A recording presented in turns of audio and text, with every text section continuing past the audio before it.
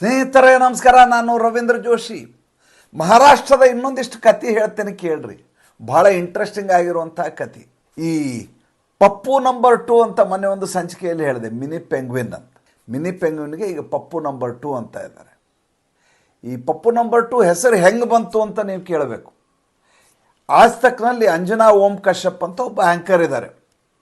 ಅವರು ಈತನ ವಿಷಯವನ್ನು ಮಾತಾಡ್ತಾ ಈ ಪಪ್ಪು ನಂಬರ್ 2 ಬನ್ रहा है, वो तो दिल्ली में है, ये तो महाराष्ट्र में मुंबई में है ಅಂತ ಹೇಳಿಬಿಡ್ತಾರೆ. ಆಗ ಹೇಳಿದ್ದು ರೆಕಾರ್ಡಿಂಗ್ ಆಗಿ ಉಳ್ಕೊಂಡ್ಬಿಡುತ್ತೆ. ಅದು ರೆಕಾರ್ಡ್ ಮಾಡುವಂಥ ವಿಚಾರ ಅಲ್ಲ, ಆಫ್ ದ ರೆಕಾರ್ಡ್ ಅವ್ರು ಮಾತಾಡಿರ್ತಾರೆ, ಆದರೆ ರೆಕಾರ್ಡಿಂಗ್ ಆಗಿ ಉಳಿದ್ಬಿಡುತ್ತೆ. ಅದು ಎಲ್ಲ ಕಡೆ ಪ್ರಚಲಿತ ಆಗಿಬಿಡುತ್ತೆ, ವೈರಲ್ ಆಗಿಬಿಡುತ್ತೆ. ಆವಾಗಿಂದ ಈತನ ಹೆಸರು ಪಪ್ಪು ನಂಬರ್ 2 ಅಂತ ಆಗಿದೆ. ಮಿನಿ ಪೆಂಗ್ವಿನ್ ಅಂತ ಹೆಸರಿಟ್ಟಿದ್ದು ಈತನಿಗೆ ಅರ್ನಾಬ್ ಗೋಸ್ವಾಮಿ. ಇರಲಿ, ಯಾವ ವಿಷಯವನ್ನು ಟಿ ವಿ ಚಾನಲ್ನಲ್ಲಿ ಹೇಳೋದಿಲ್ವೋ, ಯಾವ ವಿಷಯಗಳು ಪತ್ರಿಕೆಗಳಲ್ಲಿ ಬರೋದಿಲ್ವೋ ಅದನ್ನು ನಾವಿವತ್ತು ಪ್ರಸ್ತಾಪ ಮಾಡ್ತಾ ಇರೋದು.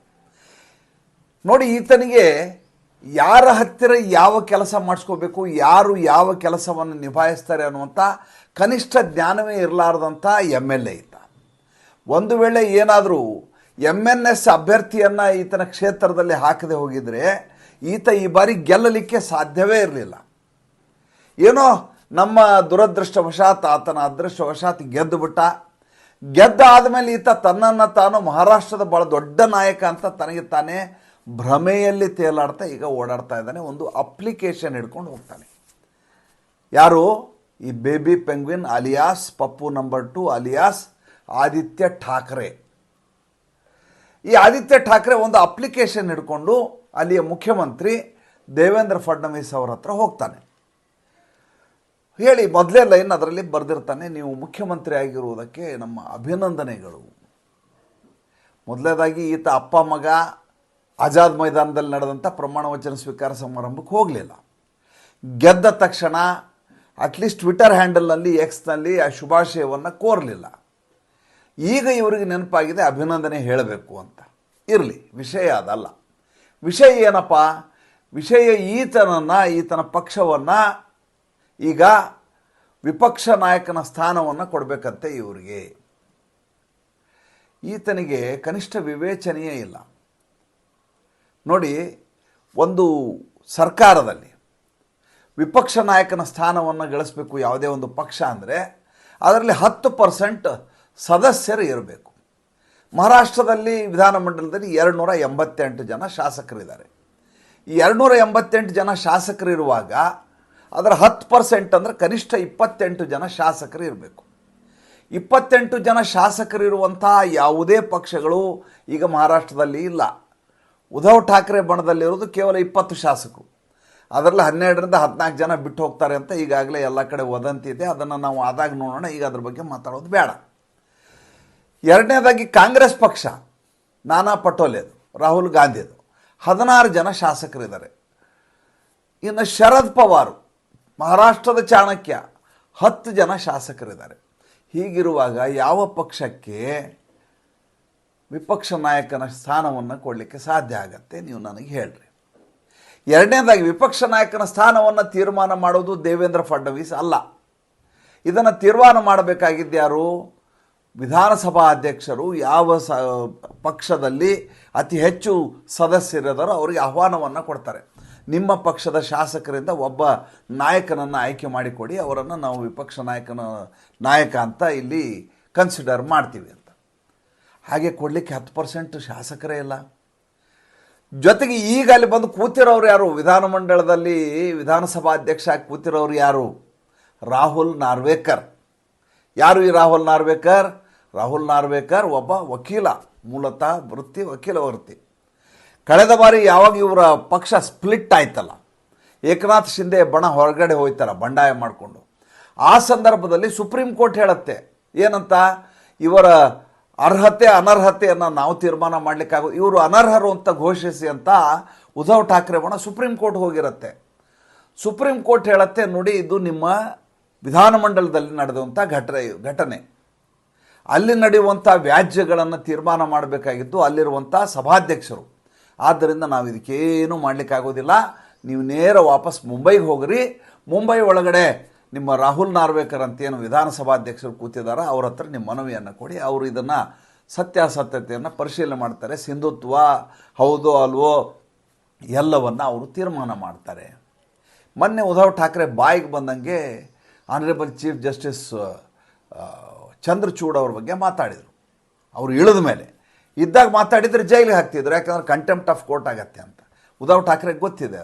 ಅದಕ್ಕೆ ಅವ್ರು ಕೆಳಗೆ ಇಳಿದ ಮಾರನೇ ದಿವಸ ಈತನ ಸ್ಟೇಟ್ಮೆಂಟ್ ಏನಂತ, ಈ ಚಂದ್ರಚೂಡು ಯಾವುದೋ ಕಾಲೇಜಿನ ಪ್ರೊಫೆಸರ್ ಆಗಬೇಕಾಗಿತ್ತು, ಲಾ ಕಾಲೇಜ್ ಪ್ರೊಫೆಸರ್ ಆಗಬೇಕಾಗಿತ್ತು, ಇಲ್ಲ ಎಲ್ಲರ ಪ್ರವಚನ ಕೊಡಬೇಕಾಗಿತ್ತು, ಇವರು ತೀರ್ಪು ಕೊಡಲಿಕ್ಕೆ ಯೋಗ್ಯರಲ್ಲ. ನಾವು ಸಿಂಧುತ್ವವನ್ನು ಕೇಳಿ ಅವತ್ತು ಕೋರ್ಟ್ಗೆ ಹೋದ ಸಂದರ್ಭದಲ್ಲಿ ಈತ ತೀರ್ಪು ಕೊಡಲಾರ್ದೆ ವಿಧಾನಸಭಾಧ್ಯಕ್ಷರ ಹತ್ರ ಹೋಗಿ ಕೇಳಿ ಅಂದರು. ಆದ್ದರಿಂದ ನಮ್ಗೆ ಈ ಸ್ಥಿತಿ ಬಂದಿದೆ ಅಂತ ನಂಜನ್ನು ಕಾರ್ಕೊಂಡ್ರು. ನಿಮ್ಗೆ ಇದು ನೆನಪಿದೆ ಅನ್ಕೋತೀನಿ. ಈಗ ವಿಷಯಕ್ಕೆ ಬರ್ತೇನೆ. ವಿಷಯ ಏನಪ್ಪ, ರಾಹುಲ್ ನಾರ್ವೇಕರ್ ಮೊದಲೇದಾಗಿ ಇವರು ಅನರ್ಹರು, ಕಳೆದ ಬಾರಿ ಇದ್ದವರು ಅನರ್ಹರು ಅಲ್ಲ ಅಂತ ಘೋಷಿಸಿ ಅವ್ರನ್ನ ಅರ್ಹರನ್ನಾಗಿ ಪಕ್ಷವನ್ನು ಮತ್ತು ಇದನ್ನು ಹೋಳು ಮಾಡಲಿಕ್ಕೆ ಕಾರಣೀಭೂತ ಮನುಷ್ಯ. ಲೀಗಲ್ ಆಗಿ ಕೋರ್ಟು ಒಂದು ಗಡುವನ್ನು ಕೊಟ್ಟಿತ್ತು. ಆ ಗಡುವಿನ ಒಳಗಡೆ ನೀವು ತೀರ್ಪು ಕೊಡಿ ಅಂತ ವಿಧಾನಸಭಾ ಅಧ್ಯಕ್ಷರು ಹೇಳಿತ್ತು. ರಾಹುಲ್ ನಾರ್ವೇಕರ್ ಡಿಟೇಲಾಗಿ ಬರ್ಕೊಂಬಂದು ಯಾಕೆ ಇವರು ಅರ್ಹರು ಅಂತ ಸಾಬೀತುಪಡಿಸ್ತಾರೆ. ಅತ್ಯಂತ ಸಿಂಧುತ್ವದಿಂದ ಸಂವಿಧಾನಾತ್ಮಕವಾಗಿ ಎಲ್ಲವನ್ನು ಬಣ್ಣಿಸ್ತಾರೆ. ಅದಾದಮೇಲೆ ಉಸಿರೆತ್ತಲಿಕ್ಕೆ ಇವ್ರಿಗೆ ಯಾರಿಗೂ ಸಾಧ್ಯ ಆಗೋದಿಲ್ಲ. ಈಗ ಈ ಆದಿತ್ಯ ಠಾಕ್ರೆ ಹೋಗಬೇಕಾಗಿರೋದು ಅದೇ ರಾಹುಲ್ ನಾರ್ವೇಕರ್ ಹತ್ರ. ನಾರ್ವೇಕರ್ ಇವರಿಗೆ ಇರೋ 20 ಸ್ಥಾನಕ್ಕೆ ಇವರಿಗೆ ವಿಪಕ್ಷ ನಾಯಕನ ಸ್ಥಾನವನ್ನು ಕೊಡ್ತಾರಾ ಅನ್ನೋದು ಪ್ರಶ್ನೆ.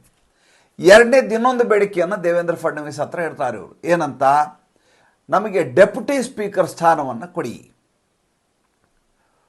ವಿಧಾನಸಭಾ ಉಪಾಧ್ಯಕ್ಷನ ಸ್ಥಾನವನ್ನು ಕೊಡಿ ನಮ್ಮ ಪಕ್ಷಕ್ಕೆ.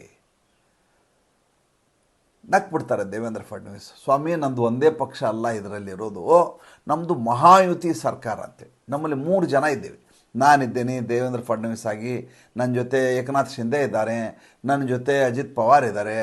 3 ಜನ ಒಪ್ಕೊಂಡ್ರೆ ಬೇಕಾದ್ರೆ ನಿಮ್ಗೆ ಕೊಡ್ಬೋದು. ನೀವೀಗ ಸೀದಾ ನಿಮ್ಮ ಪರಮ ವೈರಿಯಾದಂಥ, ನಿಮ್ಮ ಪರಮ ಶತ್ರುವಾದಂಥ, ನಿಮ್ಮ ಪಕ್ಷವನ್ನು ಮಟಾಶ್ ಮಾಡಿದಂಥ, ಮುಗಿಸಿ ಅದರ ಮೇಲೆ ಗಿಡ ಹಚ್ಚಿದಂಥ ಏಕನಾಥ್ ಶಿಂದೆ ಇದ್ದಾರೆ. ಅವ್ರ ಹತ್ರ ಹೋಗಿ ನಿಮ್ಮ ವಿನಂತಿಯನ್ನು ಮಾಡಿಕೊಳ್ಳಿ.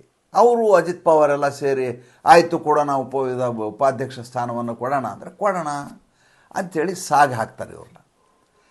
ಹಾಗೆ ಕೊಡೋದಾದರೆ ಏಕನಾಥ್ ಶಿಂದೆ ಬಣಕ್ಕೆ ಕೊಡ್ತಾರೆ ದೇವೇಂದ್ರ ಫಡ್ನವೀಸು, ಇಲ್ಲ ಅಂದರೆ ಅಜಿತ್ ಪವಾರ್ ಬಣಕ್ಕೆ ಕೊಡ್ತಾರೆ.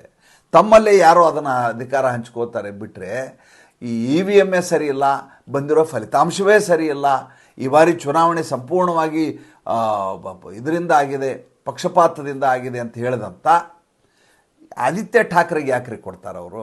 ಅಗತ್ಯ ಏನಿದೆ ಹೇಳಿ. ಇದ್ರ ಮಧ್ಯೆ ಇನ್ನೊಂದು ಬೆಳವಣಿಗೆ ಆಗಿದೆ ಮಹಾರಾಷ್ಟ್ರದಲ್ಲಿ. ಯಾರು EVM ಸರಿ ಇಲ್ಲ, EVM ಪ್ಯಾಟ್ ಸರಿ ಇಲ್ಲ, VV ಪ್ಯಾಟ್ ಸರಿ ಇಲ್ಲ ಅಂತ ಬೆಳಗ್ಗೆ ಎದ್ರು ಮಹಾರಾಷ್ಟ್ರದ ರಾಜಕಾರಣದ ಬಗ್ಗೆ ಆದಿತ್ಯ ಠಾಕ್ರೆ, ಉದ್ಧವ್ ಠಾಕ್ರೆ ಲಬೋ ಲಬೋ ಲಬೋ ಲಬೋ ಲಬೋ ಹೊಳ್ಕೋತಾ ಇದ್ರು. ಮೊನ್ನೆ ಏನು ಮಾಡ್ತಾರೆ, ಅಭಿಜಿತ್ ರಾವತ್ ಅಂತೇಳಿ ಡಿಸ್ಟ್ರಿಕ್ಟ್ ಕಮಿಷನರ್ ನಾಂದೇಡ್ ಡಿಸ್ಟ್ರಿಕ್ಟಲ್ಲಿ, ಚುನಾವಣಾ ಆಯೋಗ ಅವ್ರಿಗೊಂದು ಸೂಚನೆ ಕೊಡುತ್ತೆ. ಏನಂತ, ನಿಮ್ಮಲ್ಲಿರುವಂಥ 75 ಕೇಂದ್ರಗಳ VV ಪ್ಯಾಟ್ ಮತ್ತು EVM ಮಷಿನ್ಗಳನ್ನು ತಾಳೆ ಮಾಡಿ ನಮಗೆ ವರದಿಯನ್ನು ಕೊಡಿ. ಏನಾದರೂ ತಪ್ಪಿದೆಯಾ ನೋಡೋಣ, ಎಲ್ಲಿಯಾದರೂ ತಾಂತ್ರಿಕವಾದಂಥ ದೋಷ ಇದೆಯಾ ನೋಡೋಣ. ಎಲ್ಲ ಪಕ್ಷದವ್ರನ್ನ ಆಹ್ವಾನ ಮಾಡ್ತಾರೆ. EVM ಪ್ಯಾಟ್ ಸರಿಯಿಲ್ಲ, VV ಪ್ಯಾಟ್ ಸರಿಯಿಲ್ಲ, EVM ಮಷಿನ್ ಸರಿಯಿಲ್ಲ ಅಂತ ಹೇಳ್ತಾರಲ್ಲ, ಬರ್ರಪ್ಪ ಅಂತ ಎಲ್ಲ ಪಕ್ಷದವರ ಸಮಕ್ಷಮದಲ್ಲಿ ಚೀಟಿಯನ್ನು ಎತ್ತಲಾಗತ್ತೆ. ಲಾಟ್ರಿ ಎತ್ತಂಗೆ, ಲಾಟ್ರಿ ಎತ್ತಿ ಯಾವುದು ಬರುತ್ತೆ ಆ ಬೂತಿಂದು ವೋಟಿಂಗನ್ನು ಚೆಕ್ ಮಾಡೋದು. VV ಪ್ಯಾಟ್ನಲ್ಲಿರುವಂಥ ಸ್ಲಿಪ್ ತಕ್ಕೊಳ್ಳೋದು, ಈ ಕಡೆ ಇರುವಂಥ EVMನಲ್ಲಿ ಬಂದಿರುವಂಥ ನಂಬರ್ ಒಂದು 2 ತಾಳಿ ಆಗತ್ತೆ ನೋಡೋದು. ಇವರೇ ವಿಪಕ್ಷದವರೇ ಎಲ್ಲ ಸೇರಿ ಚೀಟಿಗಳನ್ನು ಎತ್ತಾರೆ, ಲಾಟ್ರಿ ಎತ್ತಾರೆ. 45 ವಿಧಾನಸಭಾ ಕ್ಷೇತ್ರದ್ದು, 30 ಲೋಕಸಭಾ ಕ್ಷೇತ್ರದ್ದು ಒಟ್ಟಿಗೆ ಚುನಾವಣೆ ಆಗಿರೋದಲ್ಲಿ 2 ಎತ್ತಿ 75 ಕೇಂದ್ರಗಳ ಮತಗಳನ್ನು ತಾಳೆ ಹಾಕಿದಾಗ ಒಂದೇ ಒಂದು VV ಪ್ಯಾಟ್ ಮಷಿನ್ EVM ಮಷಿನ್ನಲ್ಲಿ ದೋಷ ಕಂಡು ಬಂದಿಲ್ಲ. ಅದನ್ನು ಅಧಿಕೃತವಾಗಿ ಈ ಅಭಿಜಿತ್ ರಾವತ್ ಅವರು ವರದಿ ಮಾಡಿ ಚುನಾವಣಾ ಆಯೋಗಕ್ಕೆ ರವಾನೆ ಮಾಡಿದ್ದಾರೆ. ಅಲ್ಲಿಗೆ ವಿಪಕ್ಷದವ್ರು ಹೇಳ್ತಿದ್ರಲ್ಲ, ಸರಿ ಇಲ್ಲ, ಟ್ಯಾಲಿ ಆಗಲ್ಲ, VV ಪ್ಯಾಟ್ನಲ್ಲಿರುವಂಥ ನಂಬರ್ನ ಎಣಿಸ್ಬೇಕು, ಬ್ಯಾಲೆಟ್ ಪೇಪರ್ ಥರ ಅದು ಕೂಡ ಟ್ಯಾಲಿ ಆಗಲ್ಲ, ಅದರಲ್ಲಿ ಚಾರ್ಜ್ ಕಡಿಮೆ ಇತ್ತು, 90% ಇತ್ತು, 80% ಇತ್ತು, ಈ ರೀತಿ ಕತೆ ಹೇಳ್ತಿದ್ರಲ್ಲ, ಆ ಕತೆ ಇವತ್ತಿನ ಮುಂದೆ ಹೇಳಲಿಕ್ಕೆ ಆಗೋದಿಲ್ಲ. ಈ ಅಭಿಯಾನ ಮಾಡಬೇಕು ಅಂತ ಮಾಡಿದ್ರಲ್ಲ ಮಲ್ಲಿಕಾರ್ಜುನ ಮತ್ತೆ ಬ್ಯಾಲೆಟ್ ಪೇಪರ್ ಅಭಿಯಾನ ಮಾಡೋಣ, ದೇಶಾದ್ಯಂತ ಮತ್ತೆ ಬ್ಯಾಲೆಟ್ ಪೇಪರ್ ಶುರು ಮಾಡೋಣ, ಮತ್ತೆ ಶಿಲಾಯುಗಕ್ಕೆ ಹೋಗಬೇಕು, ಮತ್ತೆ ಬರೆ ಬತ್ತಲೆ ಓಡಾಡಬೇಕು ಅಂತ ಪ್ಲ್ಯಾನ್ ಮಾಡಿದ್ರಲ್ಲ, ಅದು ಕೂಡ ಮಟಾಶ್ ಆಯಿತು. ಈಗ ಅಭಿಯಾನ ಮಾಡಿದರೆ ಚುನಾವಣಾ ಆಯೋಗವೂ ಸುಮ್ಮನಿರೋದಿಲ್ಲ, ಜನನೂ ಸುಮ್ಮನಿರೋದಿಲ್ಲ, ಕಲ್ಲು ಹೊಡೆಯೋದಂತೂ ಗ್ಯಾರಂಟಿ ಅವರಿಗೆ. ಇದರ ಮಧ್ಯೆ ಆದಿತ್ಯ ಠಾಕ್ರೆ ಲೀಡರ್ಶಿಪ್ ಮಾಡಲಿಕ್ಕೆ ಹೊರಟಿದ್ದಾರೆ. ಏನಂತ, ಬೆಳಗಾವಿಯನ್ನು ಇವರಿಗೆ ಕೇಂದ್ರಾಡಳಿತ ಪ್ರದೇಶ ಮಾಡಬೇಕಂತೆ. ಅಲ್ರಿ, ಮೊದಲು ಚುನಾವಣೆಯಲ್ಲಿ ಗೆಲ್ಲೋದೇ ಮನುಷ್ಯ ಕಲಿಬೇಕು, ಪಕ್ಷವನ್ನು ಉಳಿಸ್ಕೊಳ್ಳೋದು ಕಲಿಬೇಕು, ಪಕ್ಷದ ವಿಚಾರಧಾರೆಯನ್ನು ಉಳಿಸ್ಕೊಳ್ಳೋದು ಕಲಿಬೇಕು. ನಿನ್ನೆವರೆಗೂ ಸಾಬ್ರ ಜೊತೆ ಓಡಾಡಿ ಅಲ್ಲಾಹ್ ಅಕ್ಬರ್ ಅಂದಂಥ ಮನುಷ್ಯ ಇವತ್ತು ಬಂದು ಇದ್ದಕ್ಕಿದ್ದ ಹಾಗೆ ಹಿಂದುತ್ವದ ನಾವು ಪ್ರತೀಕ, ನಮ್ಮ ಪಕ್ಷ ಹಿಂದುತ್ವದ ಪಕ್ಷ ಅಂಥೇಳಿ ಇದ್ದಕ್ಕಿದ್ದ ಹಾಗೆ ಬರ್ತಾರೆ. ಮರಾಠಿ ಭಾಷಿಕರ ಪರವಾಗಿ ನಾನು ಧ್ವನಿಯನ್ನು ಎತ್ತಬೇಕು, ಬೆಳಗಾವಿಯನ್ನು ಕೇಂದ್ರಾಡಳಿತ ಪ್ರದೇಶ ಮಾಡಬೇಕು. ಯಾವ ವಿಷಯ ಕೋರ್ಟ್ನಲ್ಲಿದೆಯೋ, ಯಾವ ವಿಷಯದ ಕುರಿತು ಯಾವುದೇ ರೀತಿಯಾದಂಥ ತೀರ್ಮಾನ ತೆಗೆದುಕೊಳ್ಳಿಕ್ಕಾಗೋದಿಲ್ಲ. ಬೆಳಗಾವಿ ಕರ್ನಾಟಕದ ಅವಿಭಾಜ್ಯ ಅಂಗ, ಅಭಿನ್ನ ಅಂಗ. ಬೆಳಗಾವಿಯ ಸಂಸ್ಕೃತಿ ಕರ್ನಾಟಕದ ಸಂಸ್ಕೃತಿ. ಬೆಳಗಾವಿ ಅಷ್ಟೇ ಅಲ್ಲ, ಮುಂದೆ ಅಕ್ಕಲಕೋಟೆ ಮುಂದಿರುವಂಥ ಎಷ್ಟೋ ಜಾಗಗಳು, ಮಹಾರಾಷ್ಟ್ರದ ಜಾಗಗಳು ಕರ್ನಾಟಕದ ಭಾಗ ಆಗಿದಾವೆ ಭೂಮಿತಿ. ನಾವು ಅದ್ರ ಬಗ್ಗೆ ಮಾತಾಡ್ತಾ ಇಲ್ಲ. ಈತನಿಗೆ ಬೆಳಗಾವಿನ ಕೇಂದ್ರಾಡಳಿತ ಪ್ರದೇಶ ಮಾಡಬೇಕಂತೆ ನಿನ್ನೆ ಪತ್ರಿಕಾಗೋಷ್ಠಿ ಮಾಡಿ ಹೇಳಿದ್ದಾನೆ. ಅಲ್ರಿ, ಕರ್ನಾಟಕದಲ್ಲಿ ನಿಮ್ಮ ರಾಹುಲ್ ಗಾಂಧಿ ಸರ್ಕಾರ ಇದೆ, ಅಲ್ಲಿ ಡಿ ಕೆ ಶಿವಕುಮಾರ್, ಸಿದ್ದರಾಮಯ್ಯ ಅಂತ ಇಬ್ಬರಿದ್ದಾರೆ. ಅವರಲ್ಲಿ ಅಧಿವೇಶನ ನಡೆಸ್ತಾ ಇದ್ದಾರೆ ಬೆಳಗಾವಿಲಿ. ಅವ್ರ ಜೊತೆ ಮಾತಾಡಿ, ನಮ್ಮ ಬೆಳಗಾವಿ ಕೊಡಿ ಅಂತ ಕೇಳಿ, ಕೇಂದ್ರಾಡಳಿತ ಮಾಡಿ ಅಂತ ಕೇಳಿ, ಒಪ್ಕೋತಾರ ನೋಡಿ. ಕಲ್ಲೇ ಹೊಡಿತಾರೆ ನಿಮಗೆಲ್ಲರಿಗೂ. ನೀವೆಲ್ಲ ಏನು ಅಂದ್ಕೊಂಡಿದ್ದೀರಿ, ಮಹಾರಾಷ್ಟ್ರದಲ್ಲಿರೋರು ಏನು ಅಂತಂದರೆ ನಾವು ಇಷ್ಟ ಬಂದಂಗೆ ಮಾಡ್ಬೋದು ಅಂತ ನಿಮ್ಮ ತಲೆ. ಮರಾಠಿ ಭಾಷಿಕರು ಅಂತ ಧ್ವನಿಯನ್ನೆತ್ತಿ ಮರಾಠಿಗರು ಮತ್ತು ಕನ್ನಡಿಗರ ಮಧ್ಯೆ ದ್ವೇಷವನ್ನು ಹುಟ್ಟಾಕೋ ಕೆಲಸವನ್ನು ಈತ ಆದಿತ್ಯ ಠಾಕ್ರೆ ಮಾಡ್ತಾನೆ. ಈತ ಮಾತಾಡಿದ್ಕೊಂಡು ಬೆಳಗಾವಿಯಲ್ಲಿ ಕಲ್ಲು ತೂರಾಟ ಶುರುವಾಗತ್ತೆ, ಬೆಂಕಿ ಹಚ್ಚಲಿಕ್ಕೆ ಶುರು ಮಾಡ್ತಾರೆ. ಯಾವ ಪಕ್ಷವನ್ನು ಇವ್ರಿಗೆ ಉಳಿಸ್ಕೊಳ್ಳಿಕ್ಕೆ ಸಾಧ್ಯ ಆಗಿಲ್ವೋ, ಇವರಿಗೆ ಬೇರೆ ಯಾವ ವಿಷಯದ ಬಗ್ಗೆ ಮಾತಾಡಲಿಕ್ಕೆ ಯಾವುದೇ ರೀತಿಯಾದಂಥ ನೈತಿಕ ಹಕ್ಕಿಲ್ಲ. ಆದರೆ ಆದಿತ್ಯ ಠಾಕ್ರೆ ಪದೇ ಪದೇ ತಾನೊಬ್ಬ ಮಿನಿ ಪೆಂಗ್ವಿನು, ತಾನೊಬ್ಬ ಪಪ್ಪು ನಂಬರ್ 2 ಅಂತ ಸಾಬೀತುಪಡಿಸ್ತಾ ಇದ್ದಾನೆ. ಏನು ಮಾಡಲಿಕ್ಕಾಗತ್ತೆ, ರಾಜಕಾರಣದಲ್ಲಿ ಇಂಥವ್ರನ್ನೂ ನಾವು ಸಂಭಾಳಿಸ್ಕೊಂಡು ಹೋಗಬೇಕಾದಂಥ ಅನಿವಾರ್ಯತೆ ಇದೆ. ಮತ್ತು ಮುಂದಿನ ಸಂಚಿಕೆಯಲ್ಲಿ ಮಾತಾಡ್ತೀನಿ. ಅಲ್ಲಿ ಪಪ್ಪು ನಂಬರ್ 1 ಅವ್ರ ವಿಚಾರ ಭಾಳ ಇದಾವೆ ಮಾತಾಡೋದು. ಇನ್ನು ಮುಂದಿನ ಸಂಚಿಕೆಯಲ್ಲಿ ಮಾತಾಡ್ತೀನಿ. ತುಂಬ ಇಂಟ್ರೆಸ್ಟಿಂಗ್ ಆಗಿರೋ ವಿಚಾರ ಇದ್ದಾವೆ. ಅವ್ರನ್ನೂ ಹೊರಗೆ ಕಳಿಸೋ ಕಾರ್ಯಕ್ರಮ ಅತ್ಯಂತ ಸಾಂಗೋಪಾಂಗವಾಗಿ ನೆರವೇರಿಸ್ತಾ ಇದ್ದಾರೆ ವಿಪಕ್ಷದವರು. ಅದ್ರ ಬಗ್ಗೆ ಮಾತಾಡ್ತೀನಿ. ಈ ಸಂಚಿಕೆ ಇಷ್ಟ ಆಗಿದ್ದರೆ ದಯವಿಟ್ಟು ಮೊದಲು ಲೈಕ್ ಮಾಡಿ. ಅಲ್ಲೊಂದು ಚಿತ್ರ ಇದೆ ನೋಡಿ, ಬೆರಳು ಮಾಡಿದ್ದಾರೆ, ಒಂದು ಲೈಕ್ ಒತ್ತಿ. ಅದಕ್ಕೇನು ದುಡ್ಡು ಕೊಡಬೇಕಾಗಿಲ್ಲ. ದುಡ್ಡು ಕೊಡ್ಬೇಕು ಅನಿಸಿದರೆ ಕೆಳಗಡೆ ಪೇಟಿಎಮ್ ನಂಬರ್ ಇದ್ದಾವೆ, ಅದಕ್ಕೆ ಕೊಡ್ರಿ.